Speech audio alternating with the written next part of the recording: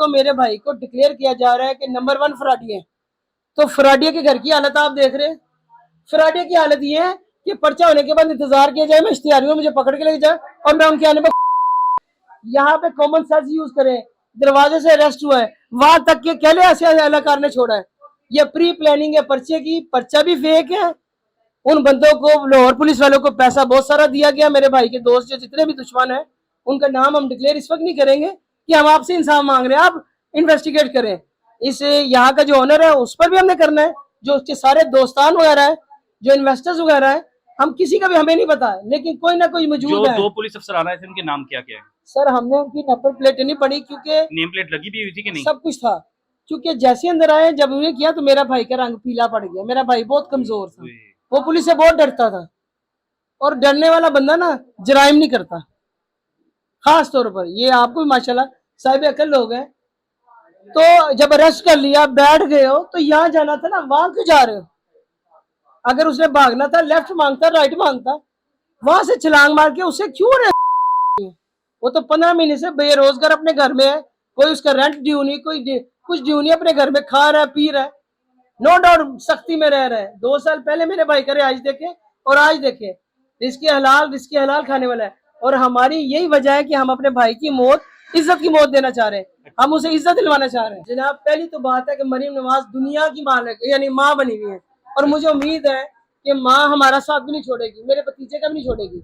Madam Maryam Nawaz, कहा जा रहा है कि मेरे भाई ने जिस मर्डर को रहा है, एक आधे दिन में FIR नहीं, वाजिब है मेरे पे, करूंगी नहीं, वाजिब हो जाएगी। क्यों? मैडम मरियम नवाज जो दुनिया की माँ है, खासतौर पर पंजाब में हूँ, लाहौर में खड़ी हूँ, मेरे भाई की हुई मर्डर हुआ है मेरे सामने। मेरे भाई में इतनी सकत नहीं कि यहाँ से चढ़ के छलांग भी मार सके। आप किसी कमजोर लाख को प्रैक्टिकली चेक करवा लें। और हथकड़ी आगे एहलकार है, पीछे मेरा भाई है, उनको छुड़ाने की भी उसमें ताकत नहीं है। पोस्टमार्टम में चेक करें उसकी capacity of the HP, check करें कि वो इतनी कैपेसिटी रखता है छलांग मारने की। इससे हिसाब मैडम मरियम नवाज आपने लेके देना है। वो आपका बेटा भी था, ये भी आपका बेटा है, मैं भी आपकी बेटी हूँ, और मुझे इत्मीनान है मैडम मरियम नवाज पर कि इस मुल्क में इतनी अच्छी कोई वजीर आला भी है जो इंसाफ करती है। मैडम अगर इंसाफ ना मिला ना तो कहते हैं मैं आपको करके दिखाऊंगी, और मेरी इल्जाम आप पर है, मैडम मरियम नवाज पर है, मेरी माँ पर है। अच्छा जी, बिल्कुल जी, ये कह रही हैं कि मेरा भाई कोई फ्रॉडिया नहीं था, कोई झूठा नहीं था, तमाम जो इल्जामात लगाए जा रहे हैं वो बेबुनियाद लगाए जा रहे हैं।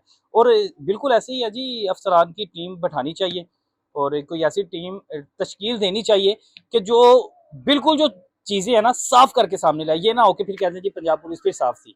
इनका भाई दुनिया से गया है, इनको गम है भाई। अगर फर्ज करे, मैं कहता हूँ कि फ्रॉडिया भी था, उसने 10 लाख 20 लाख किसी का देना भी था, तो पंजाब पुलिस के मुलाजमीन आते, हथकड़ियां लगा के लेके जाते और लगा चुके थे, ले जाते ना, ले जाते। पे कमरी मांग में क्यों घूम रहे थे कि भाई तू भाग? और क्योंकि मुबैना सर पे ये इल्जाम लगा रही है कि उन्होंने धक्का दिया, उठा के फेंके। इल्जाम नहीं है, ये सच है।